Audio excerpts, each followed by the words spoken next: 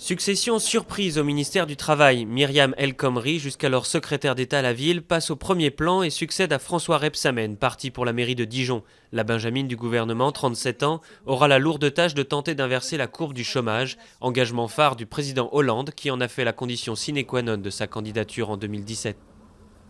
Des centaines de tracteurs en route pour Paris. Objectif, la manifestation nationale de colère des agriculteurs jeudi.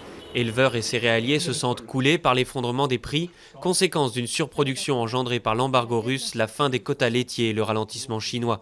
Blocage routier en perspective, les autorités ont invité les franciliens à privilégier les transports en commun. Attaques de civils, pillages, viols et esclavage sexuel, 13 crimes de guerre et 5 crimes contre l'humanité sont reprochés à Bosco Ntaganda. Ce matin, s'est ouvert à la Cour pénale internationale de La Haye le procès de cet ex-chef rebelle en RDC. En 2002-2003, le conflit dans l'Itourie, région du nord-est riche en minerais, avait fait plus de 60 000 morts selon les ONG.